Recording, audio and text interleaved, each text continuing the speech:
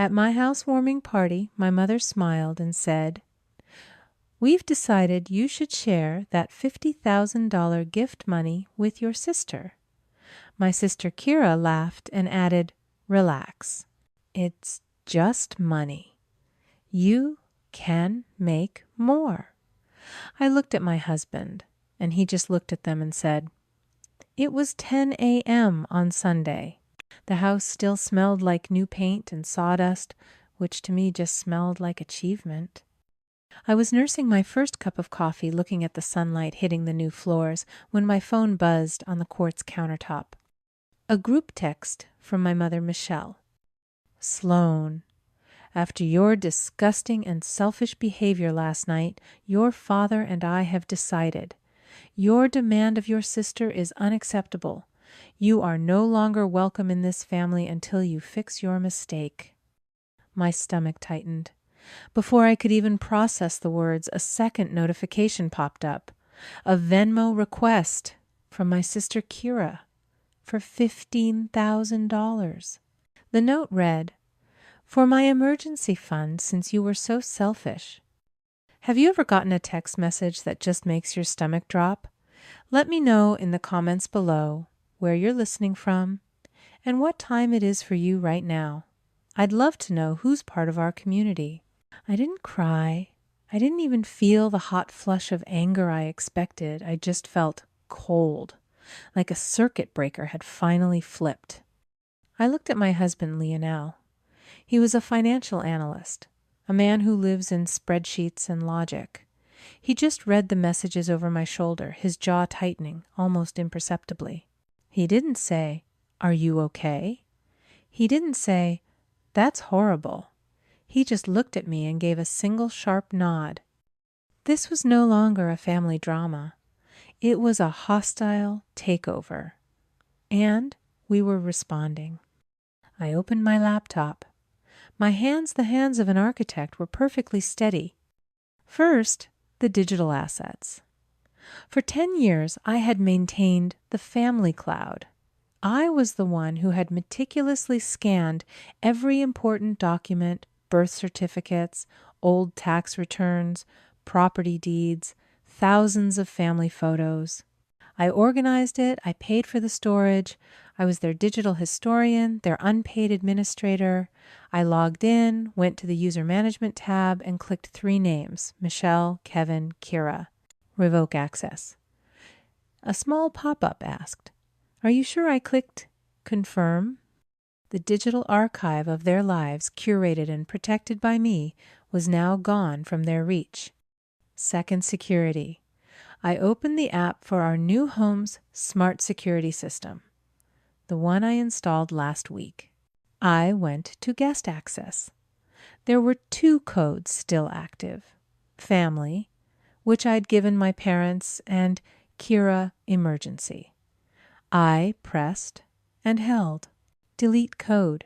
I did it again. Delete code. The fortress was secure. This house, our house, was finally ours. Lionel was already working on his own laptop. "Okay," he said, his voice as calm as if he were reading quarterly earnings. "The joint emergency account you shared with Michelle. Let's look." He pulled up the bank statement. This account was a joke. It was sold to me as a safety net for the family, but in 3 years, I had made every single deposit. They had made every single withdrawal. Now only $4,200 remained. My money. Transferring, Lionel said. He typed clicked and done. He navigated to the account settings. "You're sure he asked me?" "Close it," I said. He clicked the button. Permanently close account. It was done. No screaming, no begging, no tears, just the quiet, satisfying click of digital doors being locked one by one. This wasn't a breakdown, it was an audit. Why did I do it? Why so fast? Why no hesitation?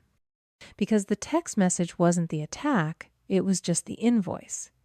The attack happened 12 hours earlier. The housewarming party was perfect.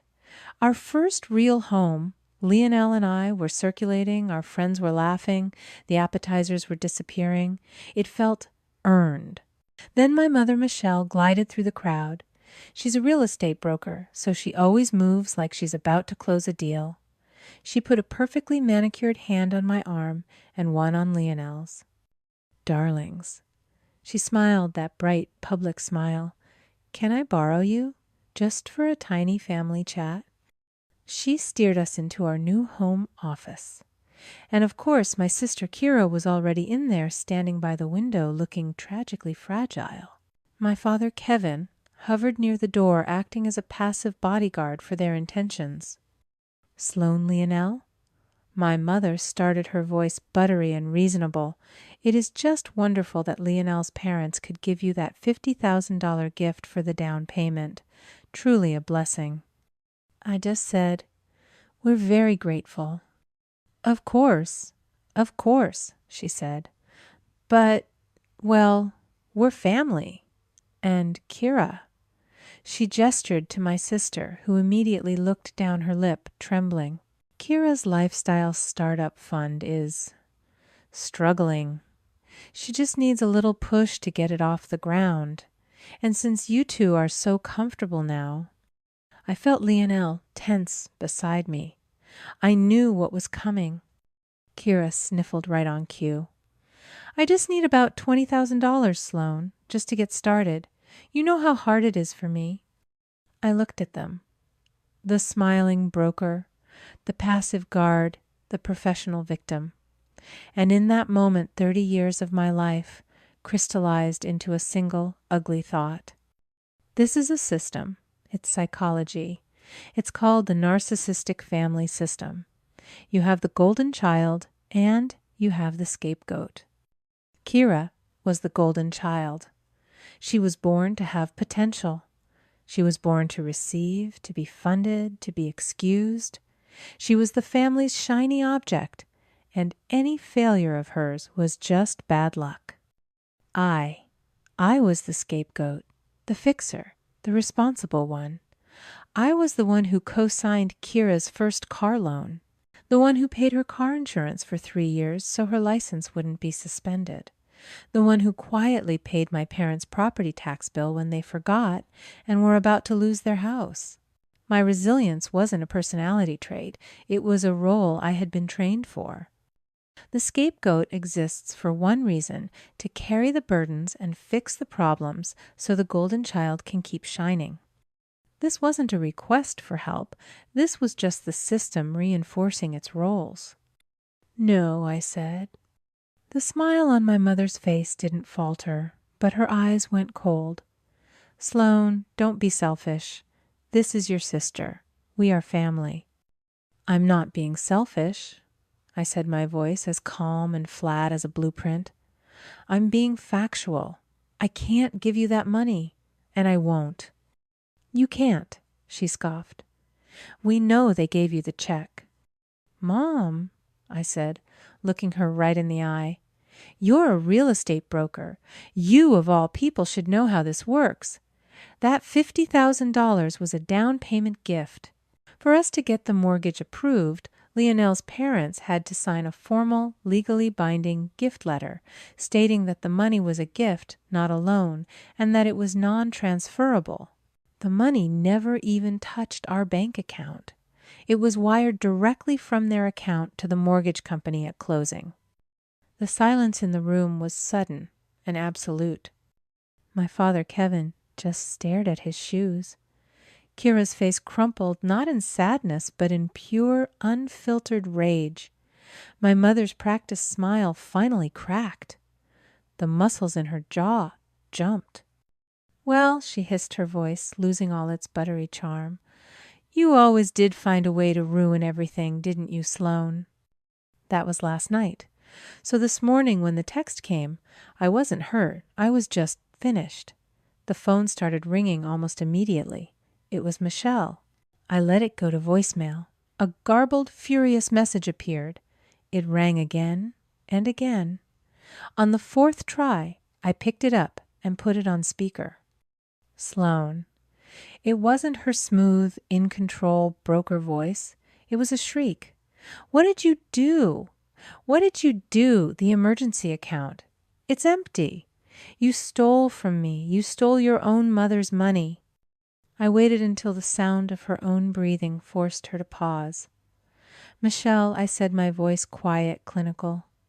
I transferred the $4,200 that I and only I deposited over the last 3 years. I have the bank statements.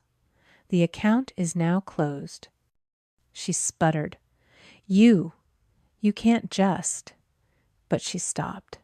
She was a numbers person. She knew I had the data. The line went dead.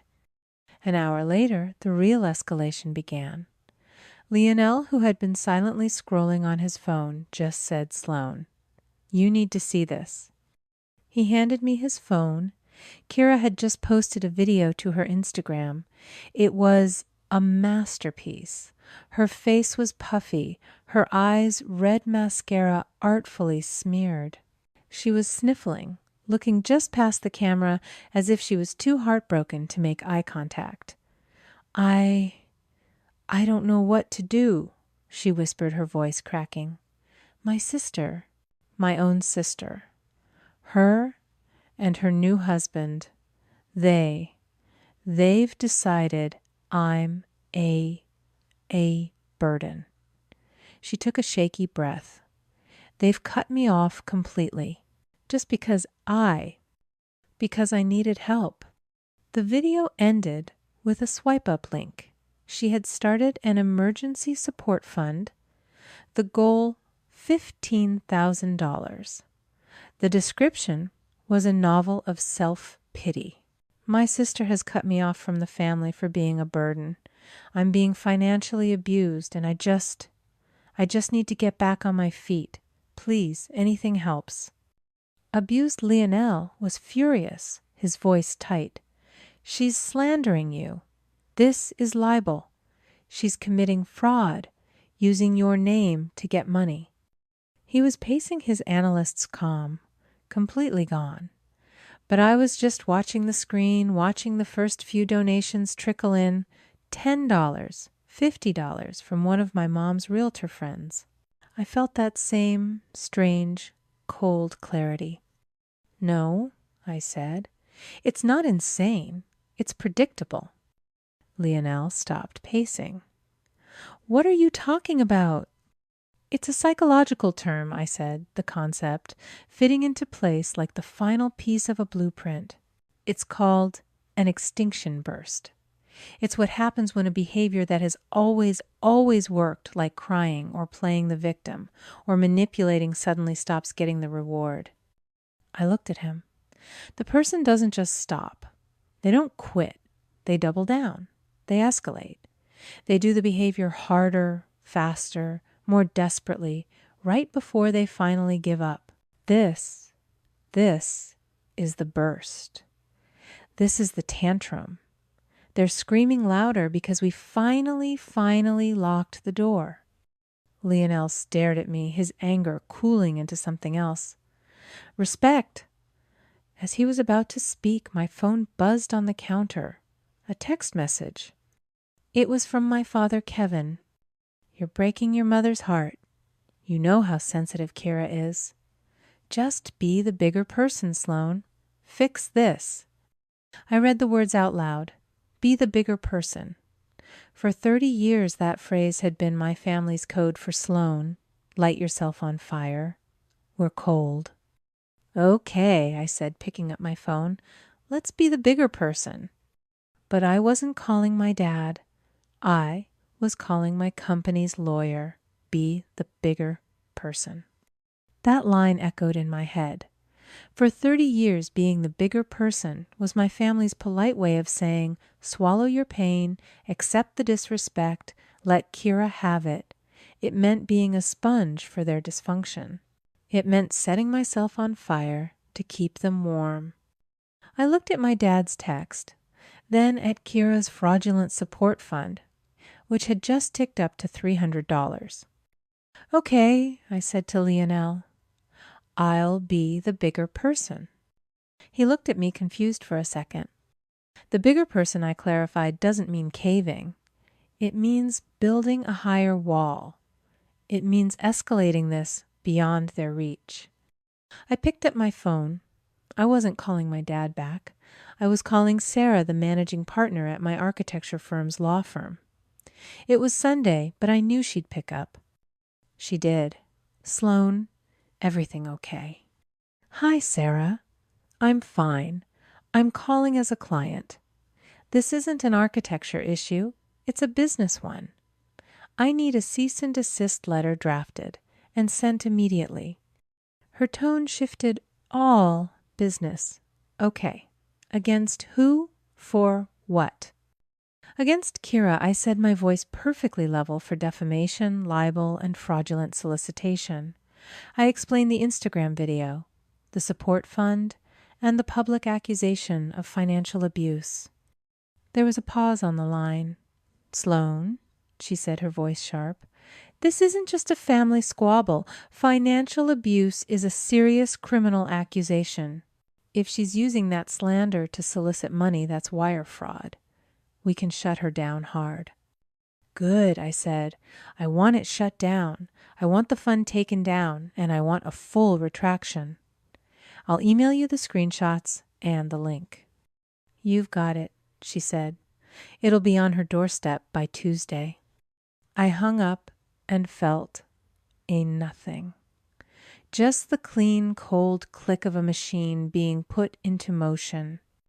Lionel was quiet, staring at his own laptop. He'd been quiet ever since I explained the extinction burst. He wasn't pacing anymore. He was just thinking. You know, he said slowly as a financial analyst, I have a professional question. What's that? If they're this brazen, if they're willing to do all this publicly when they know they're in the wrong, what have they been doing privately? That was a question I had never allowed myself to ask. For 3 decades, I had operated on a don't ask, don't tell policy regarding my family's finances. I just paid for things. I fixed problems. I never ran on audit. What are you thinking? I asked. I'm thinking about that family phone plan, he said. The one you've been paying for since 2012. It's under your name, your Social Security number. You have access to every line, every record. I logged in. It felt strange, like I was crossing a final boundary. But they had already burned the house down. I was just sifting through the ashes for the accelerant. Lionel stood behind me directing. Go to usage details, text, message, logs. Not the content, just the records, but the data. The data will tell us a story. He was looking at Kira's line, and my mother's, and my father's. He was cross-referencing dates, looking for patterns. Look at that, he muttered.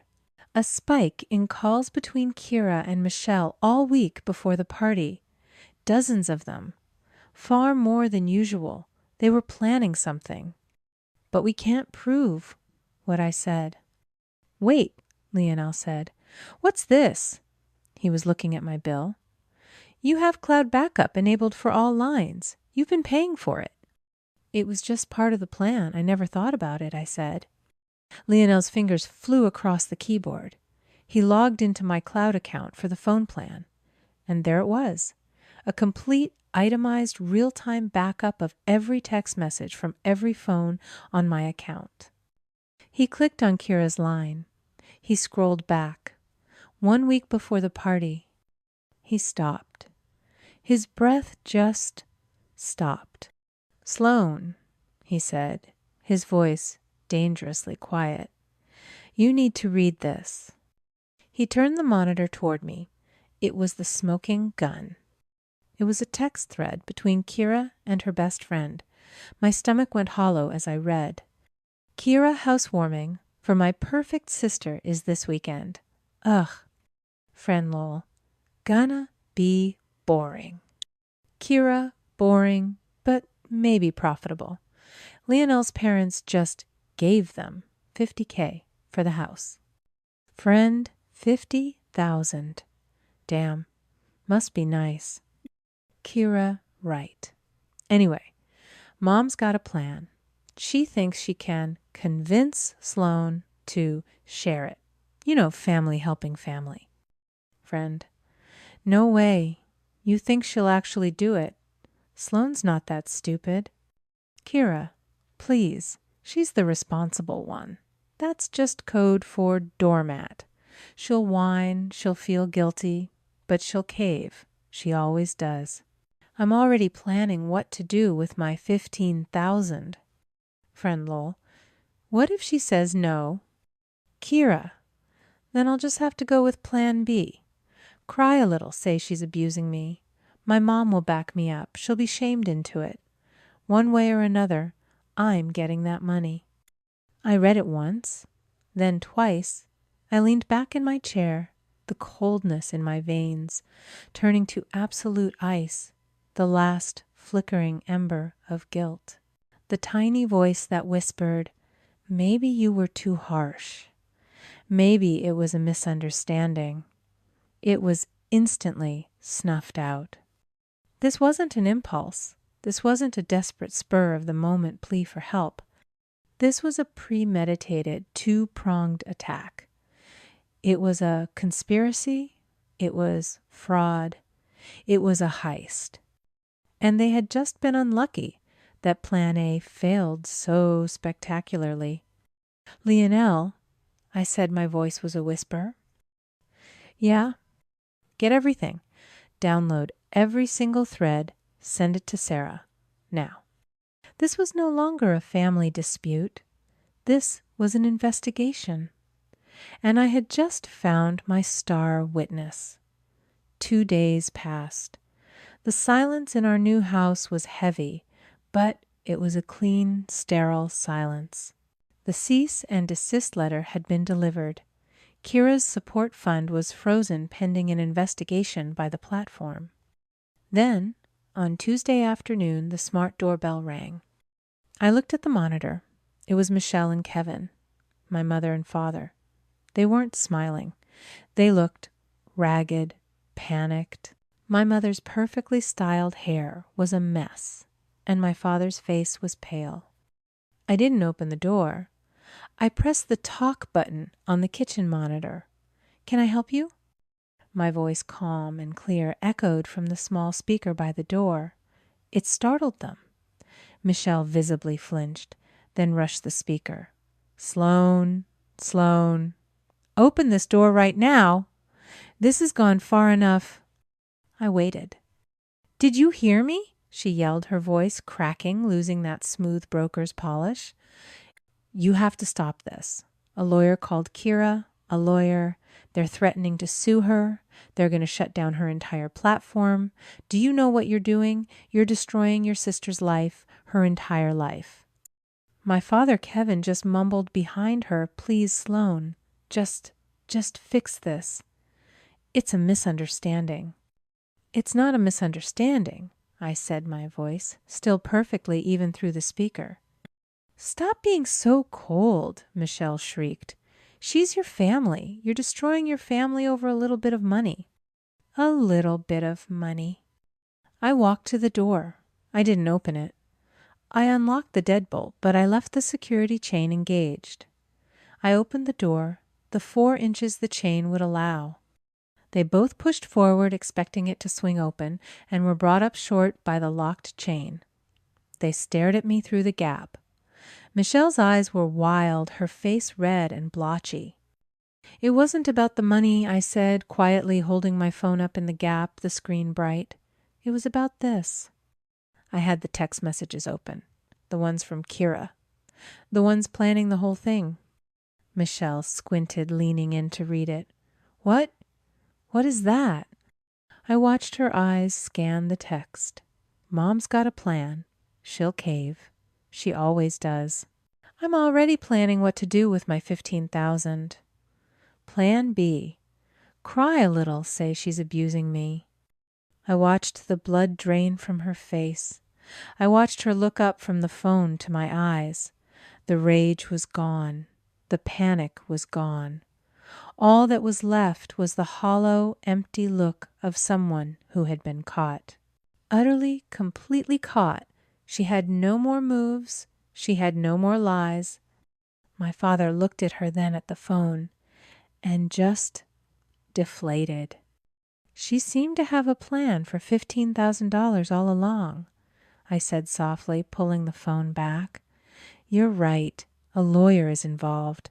Because this isn't a family squabble. It's fraud.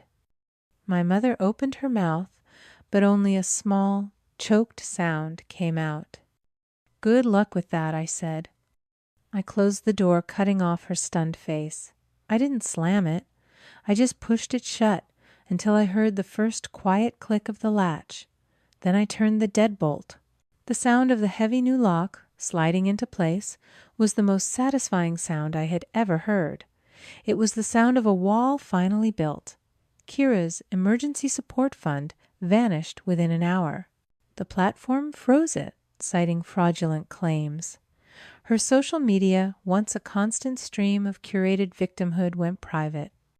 And then silence.